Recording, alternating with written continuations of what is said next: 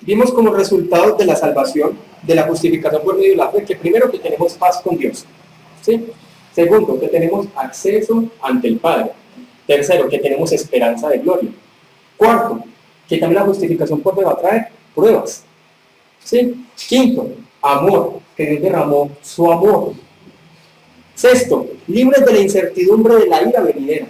Y séptimo, que hay un gozo que nace en el creyente. Y hoy vamos a hacer una analogía entre Adán y Cristo.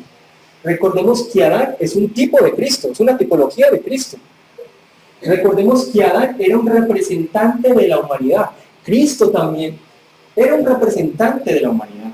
Pero Adán tipificaba a Cristo.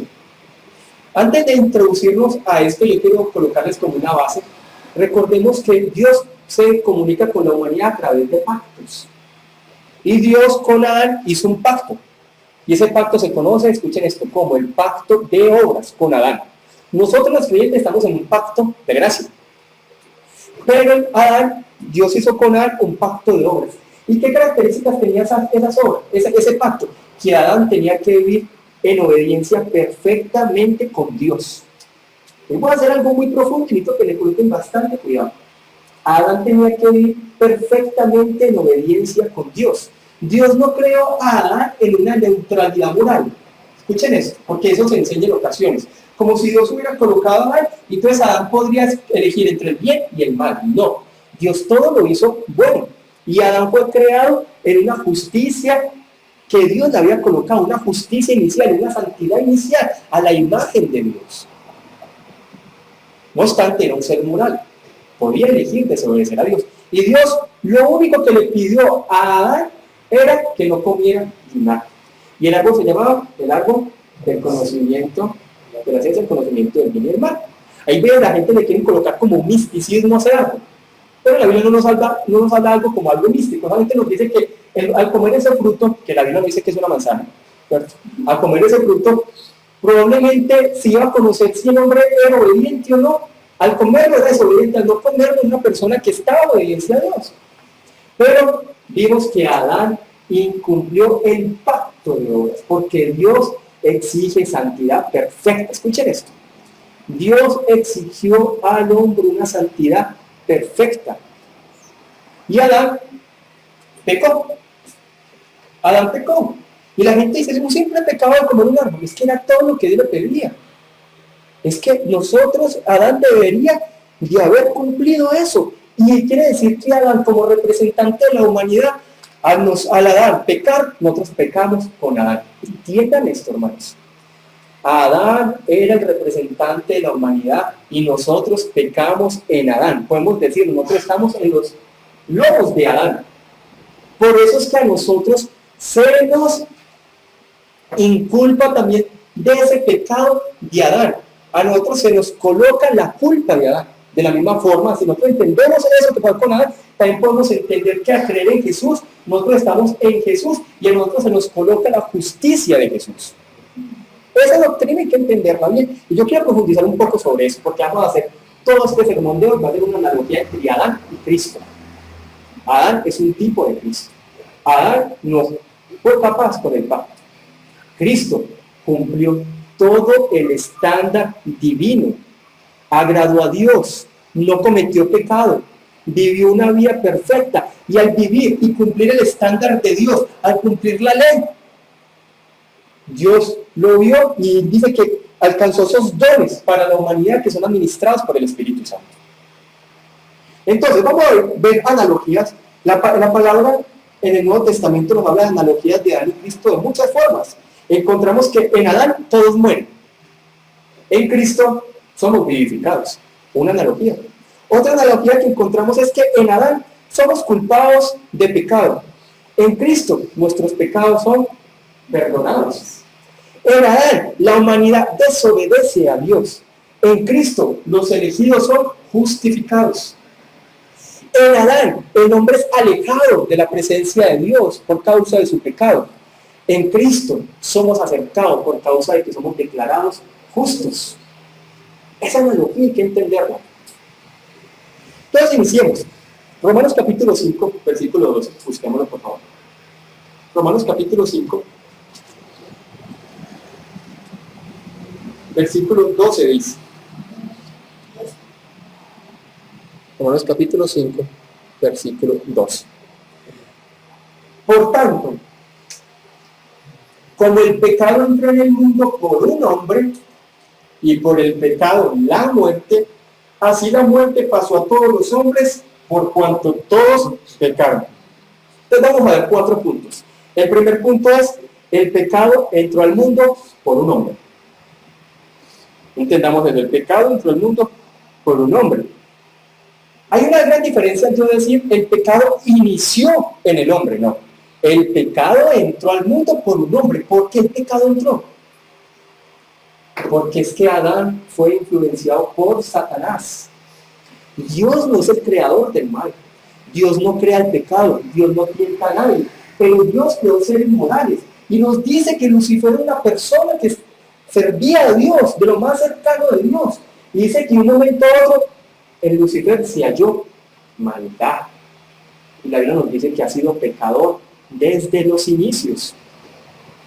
Y Adán fue influenciado por Lucifer a comer de ese fruto, a desobedecer a Dios. ¿Y qué pasó? Adán y Eva se dejaron llevar y comieron. Y vino algo, una catástrofe que no hemos visto en nuestras vidas, lo vemos en el planeta Tierra y lo vemos en la historia. El hombre es malo. O si no, mira lo que está pasando hoy en día. Aterrador. Es aterrador. Entonces, el primer punto es, el pecado entró en el mundo por un hombre. El pecado no se originó en Adán. Pero Adán se abrió las puertas al pecado. Ahora la pregunta es, ¿a Dios le cogió por sorpresa que Adán pecara? ¿A Dios le cogió por sorpresa que Lucifer en algún momento se hallara pecado en él? No, Dios ya todo lo conoce. Dios no crea el pecado, pero sí lo permitió. Sí permitió el pecado en la humanidad. Hay veces enseñara como si a Dios lo cogiera por sorpresa. Bueno, Adán pecó, ahora tocó un plan de salvación. No, el plan de salvación ya estaba antes de que el mundo fuera creado. Es un pacto eterno. Es un pacto que se hizo en lo que se llama la eternidad pasada. Miren este versículo. Primero de Juan capítulo 3, versículo 8. Primero de Juan 3, 8 dice, el que practica el pecado es del diablo. Porque el diablo peca desde el principio. Para esto apareció el Hijo de Dios. Para deshacer las obras del diablo. El diablo ha sido pecador desde el inicio. Ha sido pecador. Es una persona que se ha encargado de producir una influencia en todo este planeta Tierra. No hay que ignorar las acechanzas del enemigo. No hay que ignorarlas. Solamente era por una actividad. Las personas dicen, cuando la persona no entiende la Biblia, sino que tiene sus propias percepciones, tiene solamente por comer de un fruto. Sí, es que es el pecado, es la actitud. Dios no acepta pecadores. Por eso es que Adán tuvo que salir inmediatamente de la presencia de Dios. El hombre no se enfermó con el pecado. Tienes con eso, eso lo están enseñando hoy en día, que el hombre está enfermo. El hombre no está enfermo. Y la Biblia no es para mejorarlo, ni para tratar de hacer un mejor hombre. El hombre murió al pecado. Dios se lo había dicho a Adán. En el momento, si ustedes llegan en el pacto de obras, cuando está viendo el pacto de obras, si usted come de ese fruto, muere. No murió inmediatamente por la misericordia de Dios, pero estuvo sujeto a la muerte. El hombre pasó de inocencia a pecaminosidad. El hombre se convirtió en un pecador por esencia. Se convirtió en un pecador por naturaleza. El pecado lo alejó de la presencia de Dios, ya que el hombre había sido creado para estar cerca de Dios, pero el pecado lo alejó. El pecado esclavizó al hombre y los llevó a una depravación total de todos sus sentidos, mente, emociones e intelecto. Y el pecado, la Biblia nos muestra que Dios debe castigar el pecado. Dios siempre debe castigar el pecado porque Él es Dios. Aquí hay una herejía que lo hablamos el viernes. Algo se predica y lo enseñan también. Es una herejía hablar de la voluntad arbitraria de Dios. Tengamos cuidado con eso, que yo constantemente le estoy sacando ciertas enseñanzas para que nuestro discernimiento sea agudizado. La voluntad arbitraria de Dios que enseña que el hombre pecó. Y entonces Dios decía, bueno, el hombre pecó, perdonémoslo. Dios no actúa así. Y pareciera que la gente le enseñan eso hoy en día. Ah, pecó, perdonémoslo, ya. Dios tenía que juzgar el pecado, porque Él es Dios. Y la Biblia nos dice que Dios tiene que juzgar el pecado. Por eso vino Jesús. Si creyéramos en esa doctrina de la voluntad arbitraria, entonces ¿para qué vino Jesús? No había necesidad, porque Jesús dijo, los perdono, porque Dios dijo, los perdono y ya. Pero es que Jesús vino porque Dios debe condenar el pecado. Y el pecado de los elegidos fue castigado en Cristo. En Cristo. La humanidad, mire, y este es otro. Yo quiero llevarlos como una línea para que vayan entendiendo poco a poco lo que yo les he visto. Adán era un representante de la humanidad. La humanidad en la Biblia nos visto como cada persona independiente. La humanidad en la Biblia es visto como una unidad. Por eso la Biblia constantemente está hablando de grupos, de tribus, de pueblos. Al Adán pecar, todos nosotros pecamos en Adán. Todos nosotros fuimos culpables. Por eso es que nacemos y somos condenados a la muerte. Todos nacemos y en algún momento tenemos que morir. Miren esto aquí tan impresionante. ¿Cómo es que la gente muere? Porque existe la muerte. Es que Dios no creó al hombre para que muriera. La misma palabra dice que el hombre a pecar moriría. La muerte entró por el pecado. La muerte entró por el pecado. Nosotros morimos porque somos pecadores. Primera Corintios capítulo 15 versículo 22 dice: porque así como en Adán, mire que está hablando los dos representantes de la humanidad. Porque así como en Adán todos mueren, también en Cristo todos serán vivificados. Quiere decir que todos somos descendientes de Adán. Y la naturaleza de Adán fue puesta, miren esto también tan importante, la naturaleza de Adán pecaminosa fue pasada a todos sus descendientes. La Biblia dice que la humanidad, toda la humanidad se creó de una sola sangre. Nosotros venimos todos de una sola pareja. Y por cuanto ellos pecaron, nosotros también nacimos pecadores. Contrario a lo que se dice hoy de la teoría de la evolución, que la muerte viene aún antes de que el hombre existiera, con los animales, con los dinosaurios. Y la evolución se basa en la muerte, de que era necesario que la muerte existiera para que la evolución siguiera. La Biblia no nos habla de eso. La Biblia nos habla que Dios todo lo creó bueno, y al hombre pecó.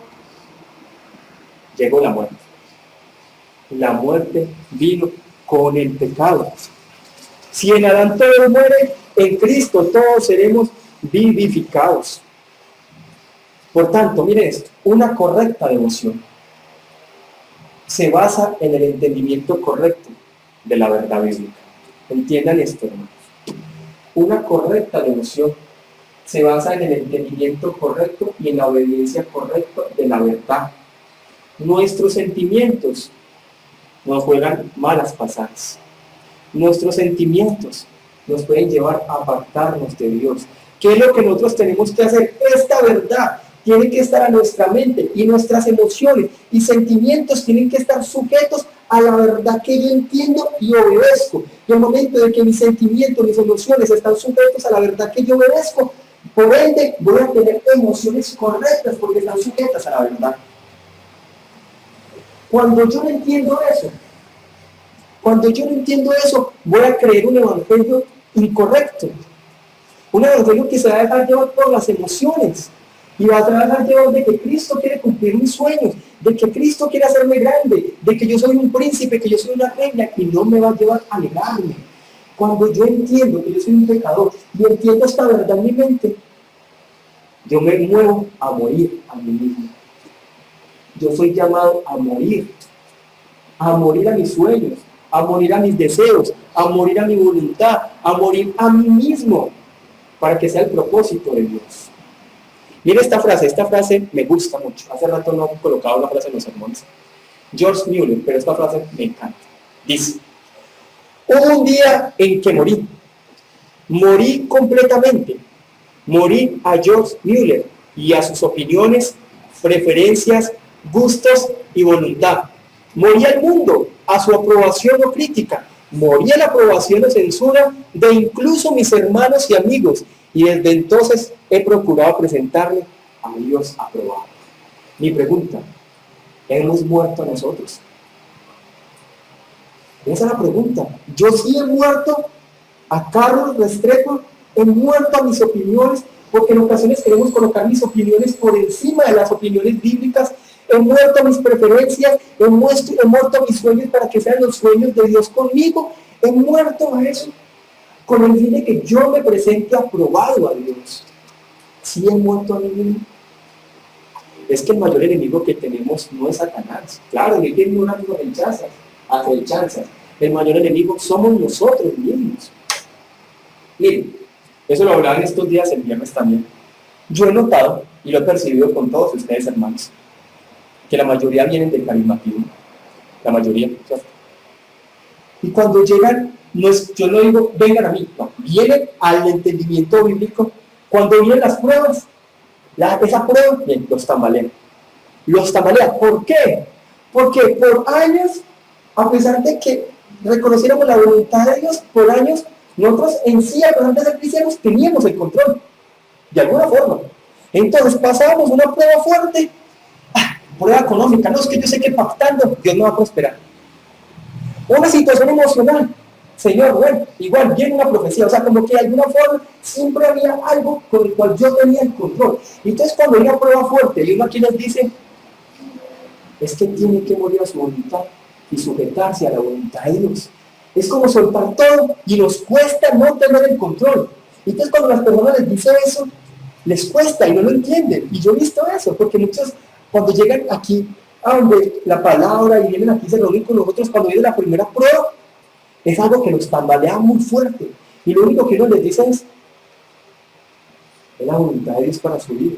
Usted no tiene que estar reprendiendo las situaciones fuertes. Dios tiene un propósito con eso. Y yo he visto que les cuesta. Porque uno quiere hacer algo. De pronto tengo que pactar, de pronto tengo que hacer algo, tengo que esperar una profecía, ¿no? Y nos cuesta esperar en Dios. Nos cuesta morir a nuestra voluntad de Dios para esperar en Dios. Nos cuesta. Y eso, hermanos, hay que aprender.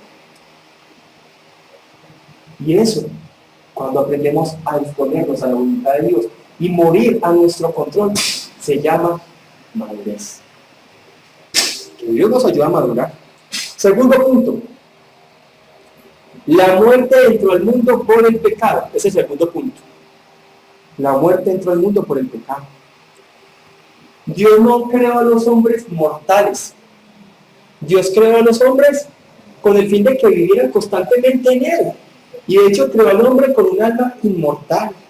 Génesis capítulo 2, versículo 17 dice, solamente les había prohibido algo. Génesis capítulo 2, 17. Mas del árbol de la ciencia del bien y del mal no comerás, porque el día que de él comieres ciertamente morirás.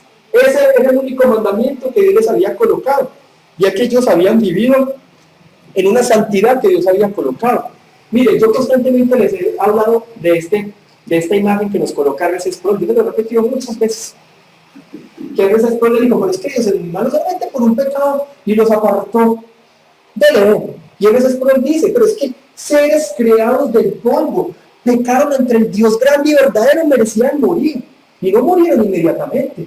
Al salir del Edén, Dios fue misericordioso y antes al contrario, les dio una promesa de un Mesías que iba a venir.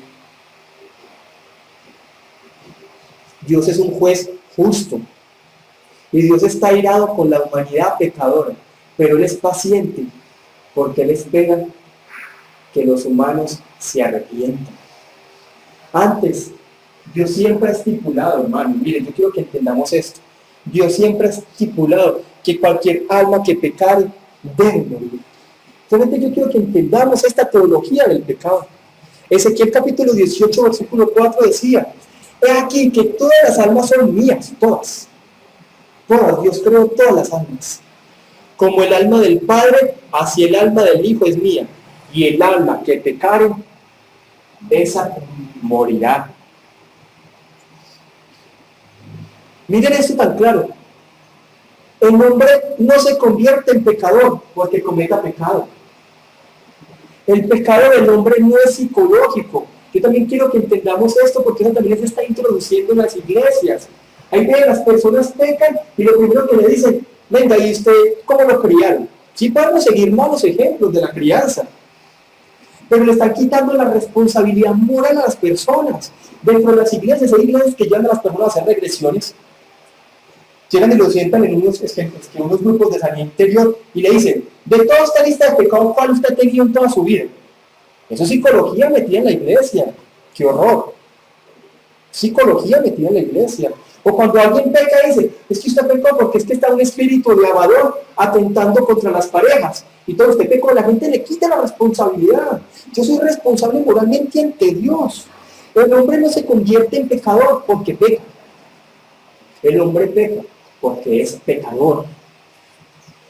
El pecado no es psicológico, el pecado es ontológico. Escuchen esto. El pecado en el hombre no es psicológico, es ontológico. Pertenece a la naturaleza del hombre. El hombre peca. Se han estudiado los genes y de genes de padres a hijos se transmiten muchas cosas, pero jamás se ha descubierto que la depravación también se transmite de padre a hijo. Esto otro, el hombre no se convierte en mentiroso por decir mentiras. Dice mentiras porque su corazón está lleno de engaño. Una persona no llega a convertirse en homicida porque mata a alguien. Mata porque su corazón ya es homicida. Esta persona que mató esto en Nueva Zelanda, eso no fue que un momento a otro, bueno, va a matar a estas personas. Llevas que 2 años planeándolo. 2 años planeándolo. Ya era homicida en sí. Ya era una persona mala. ¿Cuán malo es nuestro corazón, hermanos? Por eso yo les digo, no descubramos el campeón que hay en nosotros. Descubramos el pecador que hay en nosotros. ¿Cierto? Eso constantemente se dice. Son 2 evangelios completamente diferentes. Ahora, miremos los 3 tipos de muerte que podemos ver en la vida del ser humano. Primero, recordemos que muerte no es dejar de existir. Muerte es separación. La primera muerte del hombre fue separación de Dios. Por tal motivo, fue una muerte espiritual. Entonces, coloquemos ahí, separación espiritual de Dios. Y fue inmediata, porque los pecadores no pueden estar cerca de Dios. El hombre pecó y fue alejado inmediatamente de Dios. Y toda la humanidad nace muerta espiritualmente. Efesios 4:18 dice, miren otra vez hablando de la necesidad de entender la verdad acá. Teniendo el entendimiento entenebrecido, ajenos de la vida de Dios por la ignorancia que hay en ellos. No, el hombre no es capaz de comprender la verdad divina, sino es por la iluminación del Espíritu Santo. Pero yo comprender la verdad correctamente me ayuda a tener una devoción correcta. No es emocionalismo. Por la dureza de su corazón. Quiere decir que el hombre nace perdido. El hombre nace con el entendimiento entenebrecido, alejado de Dios. Alejado de Dios. Entonces, la primera muerte es esa. Importante siempre tener la palabra en nuestra mente. Segunda muerte, la muerte física. ¿Y es separada de qué? El cuerpo separada de su ente espiritual, del alma. Puede que el hombre no murió físicamente inmediatamente, pero estaba sujeto a la muerte en algún momento, desde el mismo momento que pecó. Tercera parte, la muerte eterna. El hombre al pecar estaba alejado eternamente de Dios. Es que nosotros también íbamos para esa. Nosotros también íbamos directos, como hijos de ira, hijos de perdición, a estar alejados eternamente de Dios, o más bien, mirando la ira de Dios sobre nuestras vidas. Apocalipsis 21:8. Pero los cobardes e incrédulos, los abominables y homicidas, los fornicarios y hechiceros, los idólatras y todos los mentirosos tendrán su parte en el lago que arde con fuego y azufre, que es la muerte segunda. ¿Cuál es la muerte segunda? cuando las personas van a estar apartadas completamente de Dios por toda la eternidad, donde se van a juzgar. Dice, la muerte espiritual impide su felicidad terrenal. Cuando una persona está muerta espiritualmente, puede disfrutar muchas cosas, pero el gozo solamente lo hallamos en Dios. Y el gozo no son las situaciones fuertes. El gozo es que podemos estar gozosos a pesar de las situaciones fuertes que vivamos, porque sabemos que nuestra mayor bendición es que estamos con Dios. La muerte espiritual no me permite, me impide ser feliz terrenalmente. Pero ¿qué es lo que pasa? Cuando yo no entiendo las verdades bíblicas, yo ando confundido, yo ando perdido y ando como insatisfecho con Dios. Así es. A las personas que no fueron capaces de seguir el Evangelio.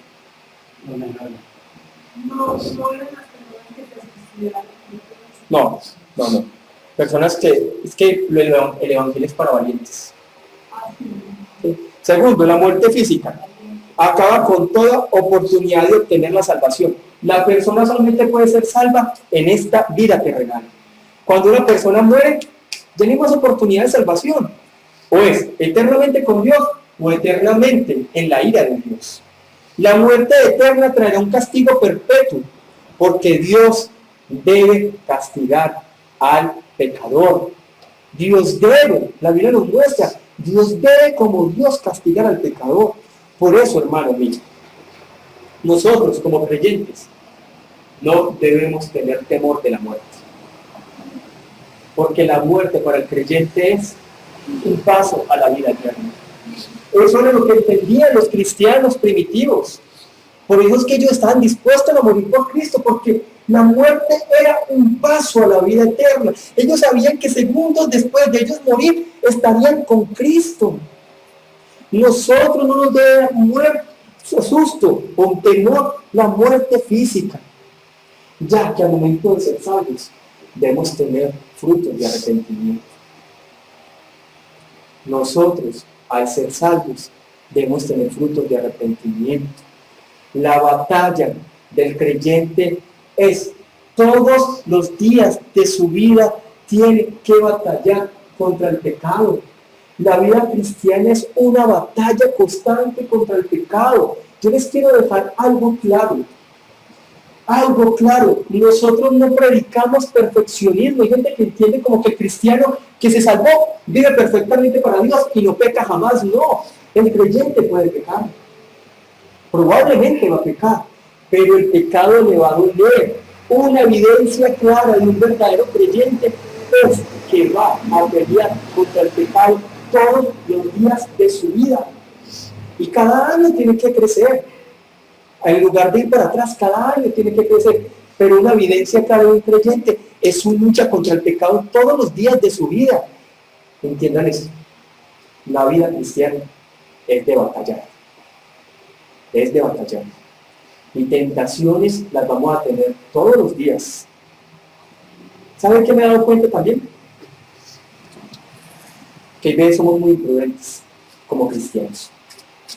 Somos muy imprudentes. Muy imprudentes. Un hombre casado jamás debería estar solo con una mujer soltera. Los jóvenes que no están casados jamás deberían estar solos en lugares oscuros con personas que de pronto tienen alguna motivación sentimental. Si a mí yo tengo luchas con el trago, tengo luchas con ciertos vicios, yo me tengo que alejar de esas amistades ni estar involucrados en ciertos lugares. Tengo que tener cuidado. Es que presentamos, como la palabra que utiliza en Colombia, mucha papaya. Y eso es un tema que hemos estado hablando con mi papá en estos días. Parecemos que en ocasiones no hay una madurez espiritual porque damos mucha papaya, no nos cuidamos, como creyentes no nos estamos cuidando. Tenemos que abstenernos de ciertos lugares, tenemos que cortar ciertas cosas. No crea que la santidad del creyente va a salir ahí de un momento a otro, se convirtió, ya es santo, no. La santidad hay que trabajarla. Y eso es de negarse, y en ocasiones nos vamos a decepcionar, y tenemos que intentar, y pedirle ayuda a Dios, y que la gracia de Dios venga, una y otra vez, negarme y morir a mí mismo, como decía George Mueller. No seamos como los antinomianistas. es que yo no cambio porque el Espíritu Santo no me cambia. Qué gran, es una herejía. La justificación es gratis, pero la santificación es algo que el creyente lo tiene que trabajar. Y es su responsabilidad y mía trabajar la santificación. Eso no va a suceder así. Hay que trabajarla y negarnos y clamar y veas que estén aquí en la cabeza, hacer lo posible por quitar esas ideas que estén en la cabeza, en nuestro corazón, mirar cuáles son las fuentes que producen esas cosas en mi mente, en mi corazón. Cuando esas fuentes se quitan, eso se ahoga. Por lo general, muchas cosas que están en nuestra cabeza y en nuestro corazón es porque hay una fuente que nos está produciendo. Y cuando usted corta las fuentes y lleva tiempo en ellas, usted ya empieza a ver que no hay nada que está alimentando más. Cuidémonos, hermanos, cuidémonos. Yo le digo, hay mucha imprudencia en los hermanos que entonces llegan a nosotros. Y uno se los dice, muy imprudentes. Y la Biblia habla que la imprudencia es necedad. Y la prudencia, Proverbios constantemente lo dice, es sabiduría. Miren, Proverbios constantemente dice, había un hombre imprudente para hablar de la necedad. Pero cuando habla de la sabiduría es prudencia. Esta palabra es para vivirla. Y tenemos que ser prudentes. Hay que aprender a ser prudentes. Hay que aprender a ser sabios, a cuidarnos. Y como estamos utilizando esta palabra es a no dar papaya. Entonces damos mucha papaya para caer en pecados. Y si damos papaya, nuestro corazón es malo y hasta ahí. Hebreos capítulo 2, versículo 14 al 15. Así que por cuanto todos los hijos participaron de carne y sangre, o sea, somos descendientes de Adán, él también participó de lo mismo. ¿Quién? Jesús. Jesús, para ser un representante correcto de la humanidad, tenía que ser un humano. Y la gente dice, no, Jesús fue aparentemente humano. No, Jesús fue humano y con alma. Él cuando estuvo en la cruz, él sintió los dolores de la ira de Dios y en la cruz. Él también participó de lo mismo para destruir por medio de la muerte al que tenía el imperio de la muerte. Este es el diablo. Y librar a todos los que por el temor de la muerte estaban durante toda la vida sujetos a servidumbre. Cristo nos liberó de la servidumbre del pecado. Ahora los creyentes tenemos la capacidad de decidir si pecamos o no. ¿Por qué? Porque el Espíritu Santo está en nosotros y nos capacita. Lo vuelvo a decir, no quiere decir que el cristiano no peque. Es más, hay cristianos que pueden caer en pecados muy graves, verdaderos cristianos, pero le va a doler en el corazón. Va a ser como una daga que se le va a pasar así y lo va a retorcer. Si a usted no le duele el pecado, dudaría mucho de la salvación. Si a mí no me duele el pecado, dudaría mucho que soy salvo. Característica de una persona salva es porque le duele, y le duele que él mismo sea pecador. Punto 3. La muerte pasó a todos los hombres porque todos pecaron. Todos somos pecadores. Aquí somos pecadores regenerados por el Espíritu Santo. Ningún ser humano ha escapado de la muerte. Nadie. A lo largo de la historia hemos visto que hay personas que han querido escapar de la muerte con el elixir de la... Jamás. Los únicos han sido Enoc y Elías. Pero a pesar de que ellos escaparon de la muerte física, ellos no escaparon de la muerte espiritual. En algún momento ellos se tuvieron que encontrar con el Salvador, entendiendo también que en el Antiguo Testamento las personas también eran salvas por fe, por gracia y por Cristo. ¿Sí? Tercer punto, la muerte pasó a todos los hombres porque todos pecaron.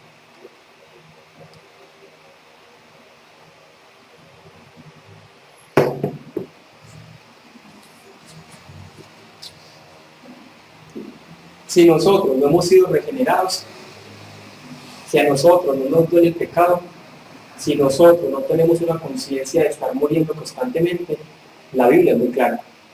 Somos hijos del diablo.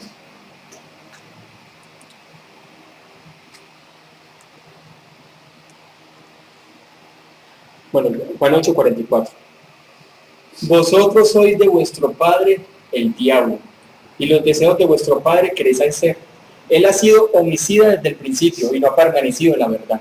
Escuchen esa frase, permanecido en la verdad. Porque no hay verdad en él.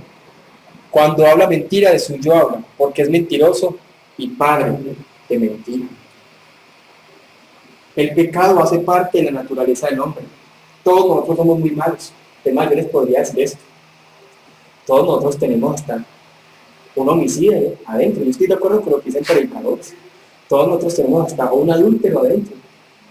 Todos nosotros tenemos hasta un mentiroso, un engañador, un estafador adentro. Es que la verdad el hombre es malo.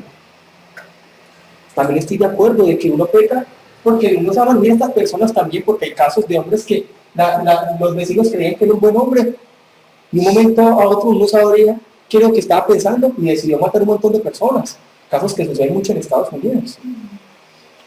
Es que todos no imaginamos qué tan malo podemos llegar a ser. Si no fuera por Dios, si no fuera por su plan de salvación, seríamos alguien muy malo. Por eso, no nos demos por vencidos.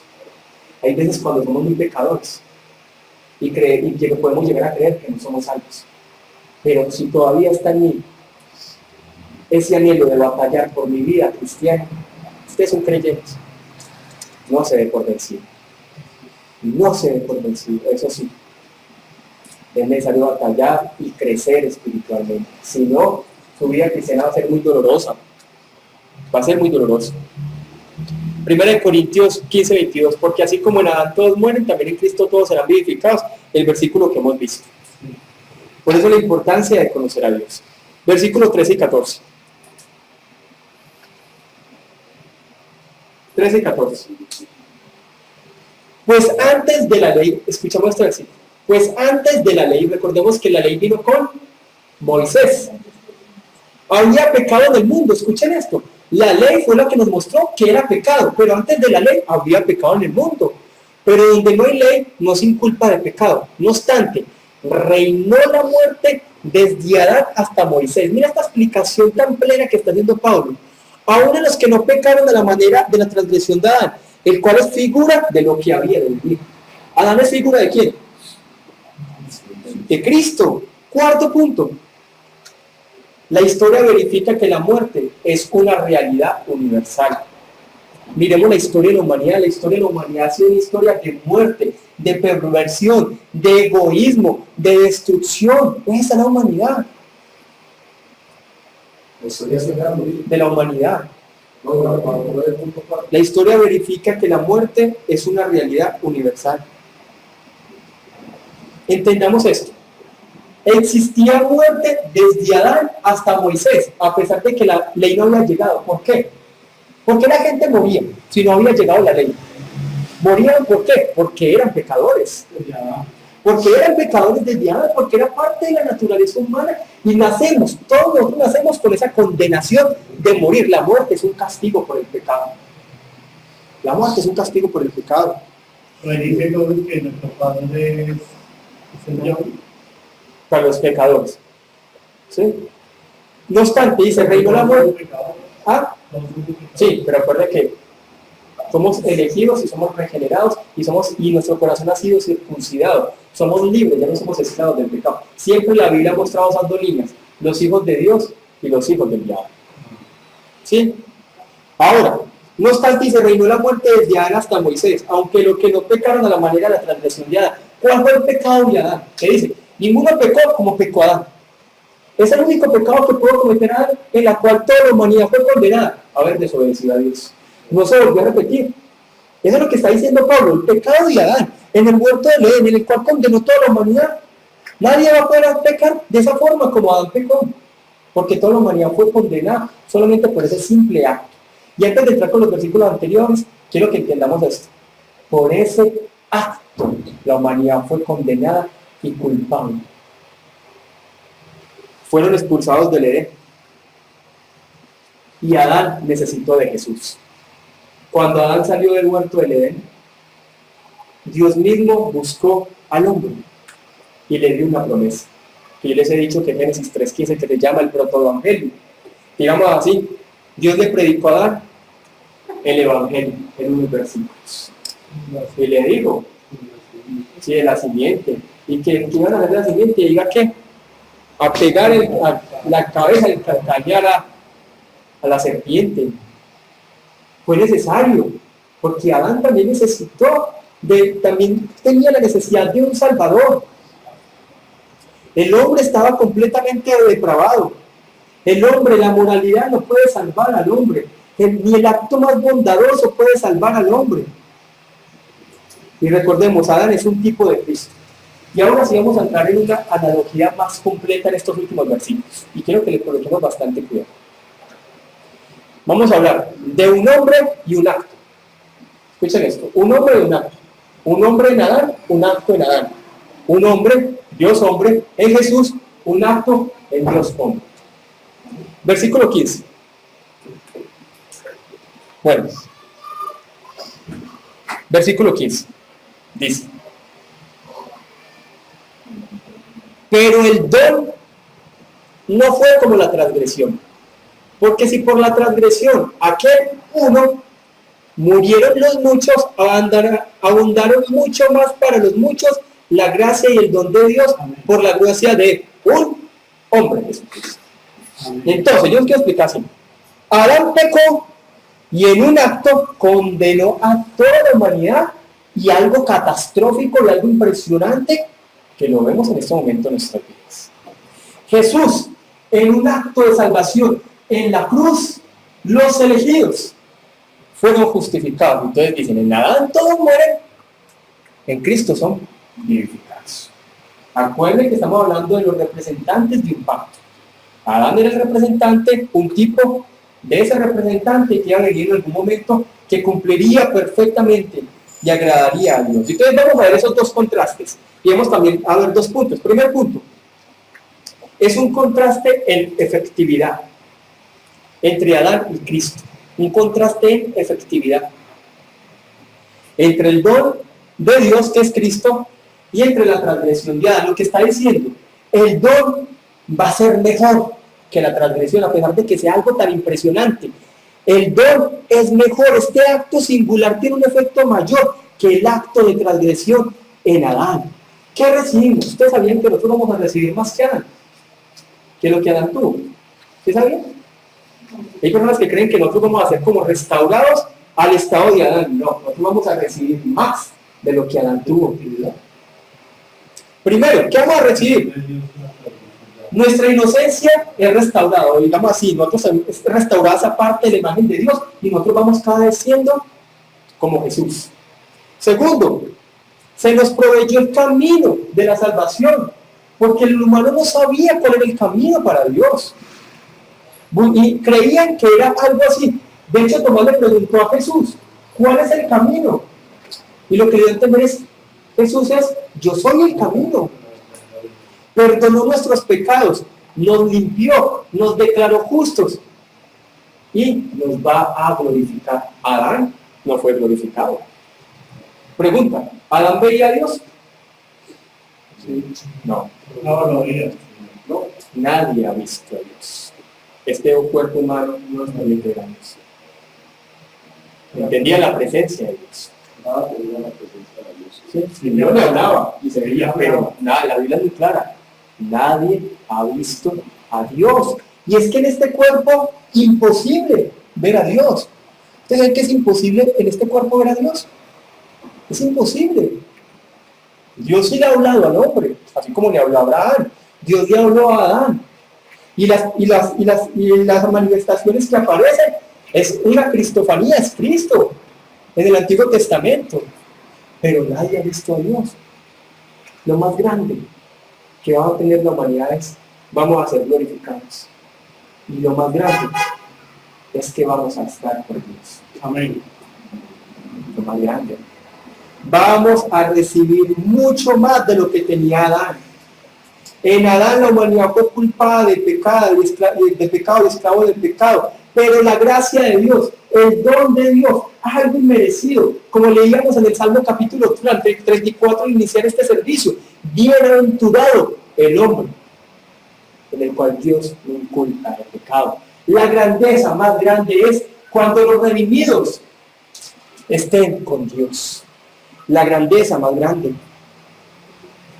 Por eso, hermanos, entendamos que los elegidos tenemos algo muy impresionante y es el don de Dios. Esos dones que Cristo ganó al ser crucificado son administrados por el Espíritu Santo y nosotros somos regenerados, perseveramos. El viernes hablamos de lo que conocemos como que se llama el ordo salutis, el proceso de salvación en el creyente. Por eso, en momentos de pruebas y dificultades, creamos en la gracia de Dios redentora para nuestras vidas. Yo sé que en ese momento hay muchos hermanos que están pasando por muchas pruebas, también nosotros. No nos desanimemos, no nos desamparemos. La gracia de Dios. ¿Quién es Dios? Y todas las situaciones obran para nuestra madurez espiritual. Por eso oremos, por eso es que venía eterna, hermanos, que nosotros cuadremos aquí un tiempo de oración y no vengan. Hay que orar, vengan y oren con nosotros, vengan y clamemos para que la voluntad de Dios se haga en nuestras vidas. Clamemos, y por eso los invito el domingo que viene. Punto 2.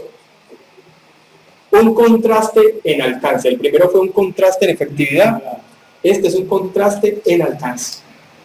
Hace la comparación entre la transgresión y el don. Y el último versículo que vamos a leer, versículo 16. Y con el don no sucede como en el caso de aquel, hablando de un hombre y otro hombre, uno que pecó, Adán. Porque ciertamente el juicio vino a causa de un solo pecado para condenación. Pero el don vino a causa de muchas transgresiones para justificación, porque era imposible para el hombre. El alcance es mayor. El don vino no solo por ese pecado, sino por causa de muchas transgresiones, para restaurar y para justificar lo que era imposible para el hombre. Jesús mismo vino, y el milagro más grande que nos habla la Biblia es que los humanos pecadores van a ser restaurados y van a estar con Dios y van a ser justificados, porque lo que más odia a Dios es el pecado. Y 2 Corintios capítulo 5 versículo 19 lo declara, que Dios estaba en Cristo reconciliando consigo al mundo, no tomándoles en cuenta los pecados, no tomándoles en cuenta a los hombres sus pecados, y nos encargó a nosotros la palabra de la reconciliación. Entonces, yo soy un pecador, acepto que soy un pecador, acepto que tengo la necesidad de Cristo, el Espíritu Santo inicia a obrar en mí, me duele el pecado, yo inicio un proceso de regeneración, un proceso que yo cada vez tengo que irme pareciendo más a Cristo y voy a perseverar hasta el último día de mi vida. Es una batalla, es perseverancia, es de tener cuidado, es de mirar lo que sale de nuestro corazón y entra en nuestro corazón, lo que sale de nuestros ojos y entra en nuestros ojos, lo que sale y entra en nuestros oídos y en nuestra mente. La salvación es por fe. Con Cristo vamos a batallar contra el pecado hasta el último día de nuestras vidas. Amén. Por eso no nos deleitemos con el pecado en nuestra mente. Batallemos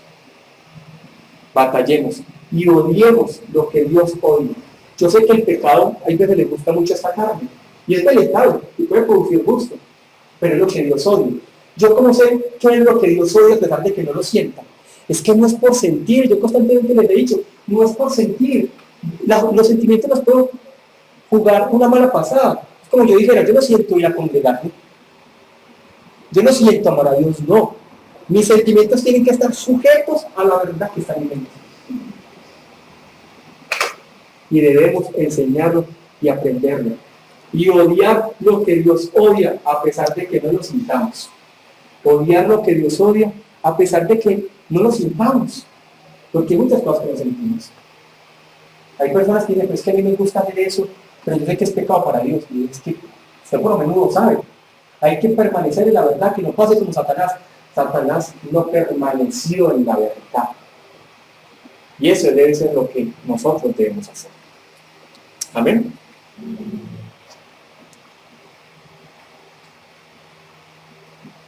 Amén.